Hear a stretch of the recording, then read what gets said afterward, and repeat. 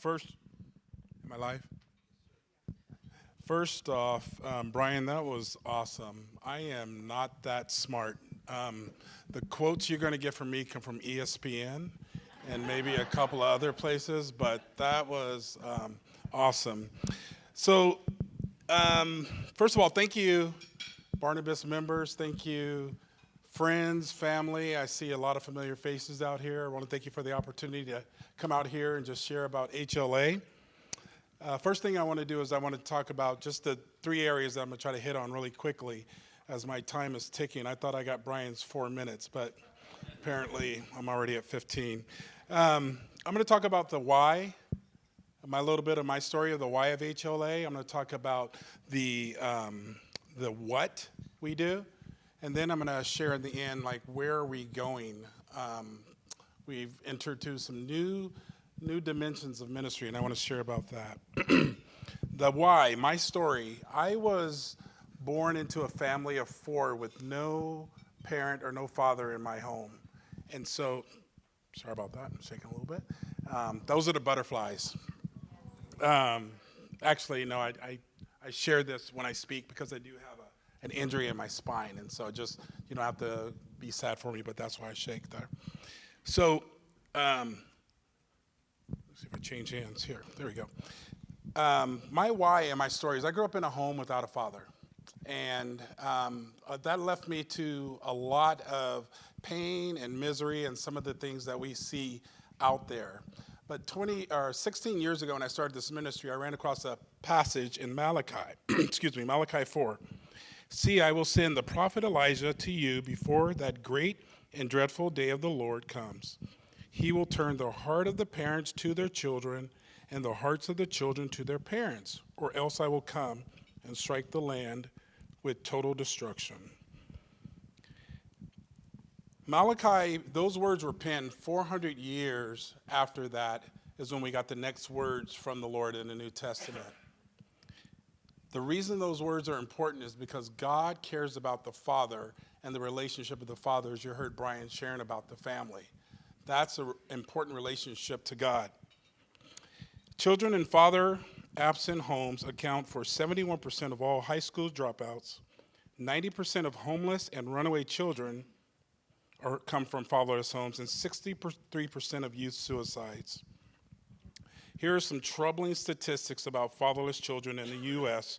from the National Center for Fathering and the Fatherless Generation. 85% of youth in prison come from fatherless homes. 25 million kids live without their biological father.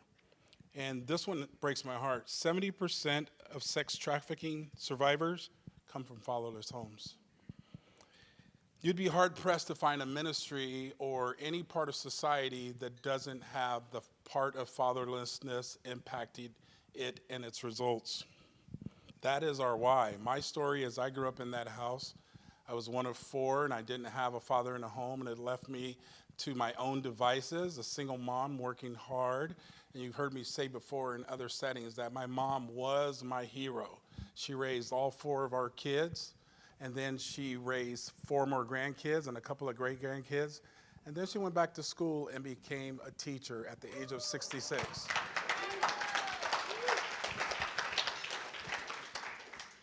That is my why. That is our why. The other reason that the other why is a young man that I'm going to have come up here right now named Angel, and he is the living principle of the why we do HLA. If you could give Angel a hand.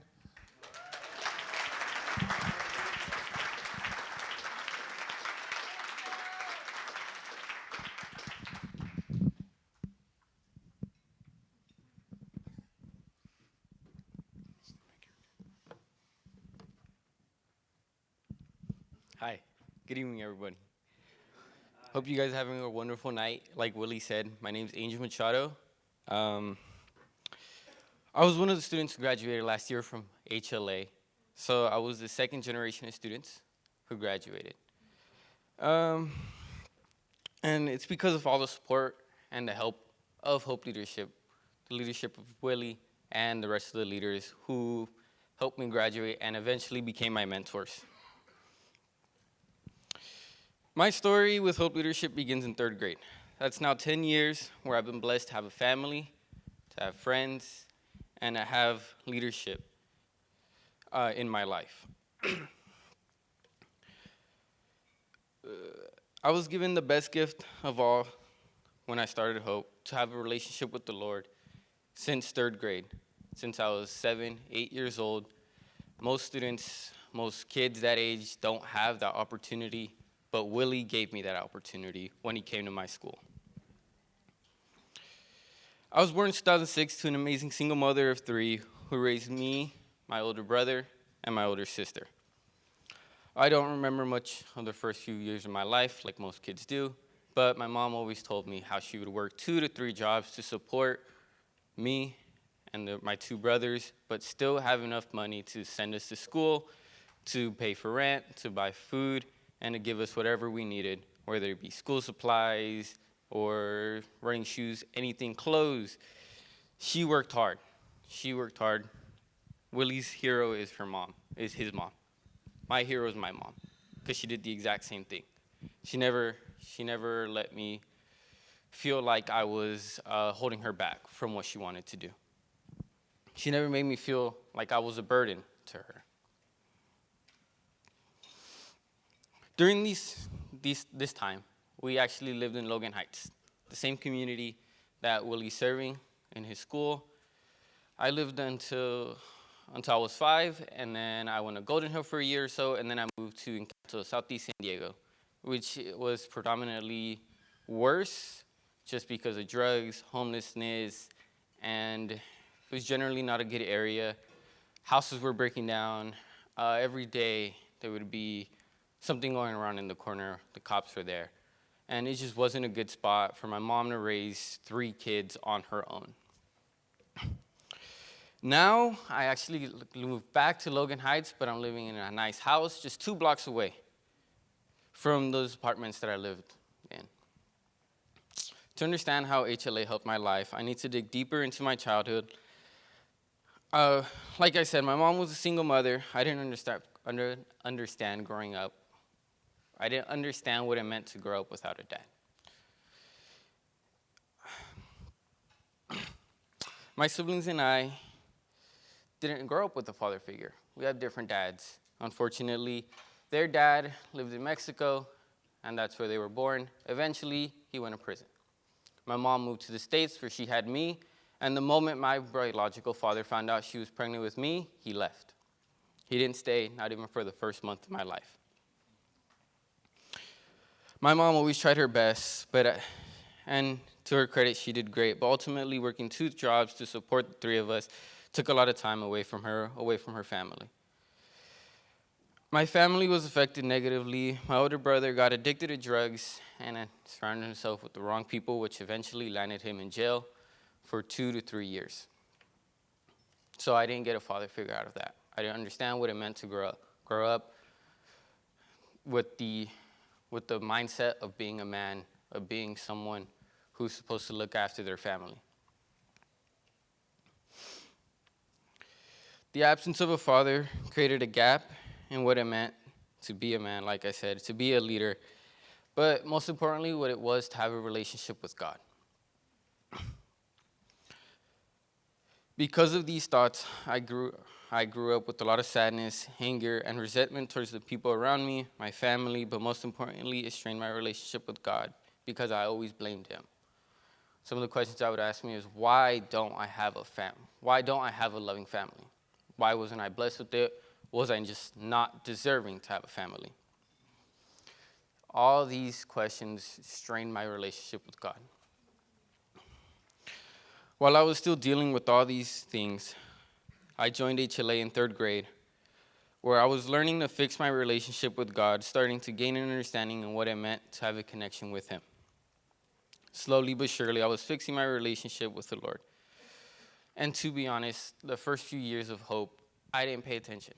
I wasn't too interested because I still held resentment and blame.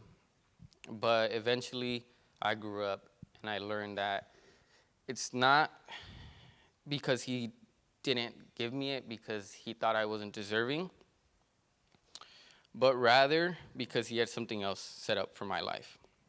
It wasn't until an HLA camp in 5th or 6th grade that I remember that I put it into perspective. I remember sitting around one of our nightly campfires after we had just read the Bible and I learned that God puts obstacles in our life in order to form us and test us to be a better person in his eyes. Now looking back onto that memory, I know God didn't create those obstacles, but instead he used them in order to form me into a better person for him, for his kingdom. Looking back at it now, I think about Romans 5, verse 3 and 4. When we run into problems and trials, for we know that they help us develop endurance. And endurance develops strength of character, and character strengthens our confident hope of salvation. That night, something changed. I stopped blaming God for all my problems. I stopped questioning him. Why wasn't I deserving? I lived my life according to the way he wanted me to, letting him take control of my life from every aspect of it, from family to school to just me being a kid. While I was in 8th grade, the world shut down. COVID-19 made everything close. But during that time, HLA, Willie, Anna, Kyle, they never gave up on a single family. With their support, we got food. Families who were desperate of food, who couldn't go out, whose parents had lost their jobs because they were considered non-essential workers, got food, got help, got support. And that's what Willie did. Willie and Anna helped set that up. And to be honest, my family was one of those families. I remember stepping outside and seeing Miss Anna out in the street with her COVID mask, giving us a box of fresh vegetables and food just so we can survive the world shutting down. And even during COVID, HLA didn't leave us when we went to high school. HLA followed us in high school. Even though I separated from the school they were partnering with, King Chavez, I went to pursue a different goal in becoming a firefighter. But even then, HLA still invited me to their high school groups. They never let me feel left behind. They never let me feel abandoned.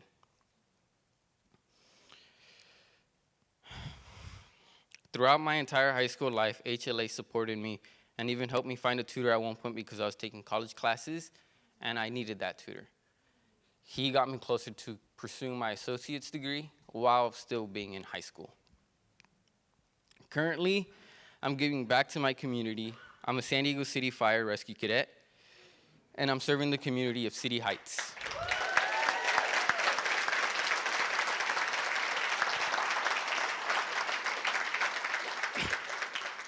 Thank you.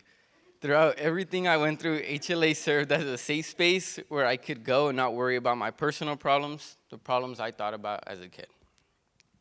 And over time, as I grew up, HLA has become more than just a safe space. Like I said, they become a family to me. The leaders became my parents, became my mentors, but the students I was with became my brothers and sisters, and much more than that. From going to the Bible studies after school, going to camps and retreats, and having the past leaders, not only Kyle and Alex that you heard me mention dozens of times, but Sarah, David Wade, Miss Anna, they all became a family to me. And that's what made HLA so great, was that they supported me while I was learning about God, learning to fix my life, making me feel like I was into a family. But not only with the people around me, but with everybody, including God. He became my father. HLA is continuing to do that work even today. We have Miss Sarah and Alex in the elementary school. We have Mark in our high school groups. And Hope Leadership is still changing the lives of students to this day. They never stopped, and they never will stop. Finally, I would like to thank you all for listening to me share my story, and to understand how hope is changing the lives of every person they touch, no matter how much they talk to them, even if it's for a minute, even for 30 seconds, HLA is changing their lives because they are helping them in so many more ways. I just want to say thank you for listening to me, and thank you for listening to Willie. So thank you, guys.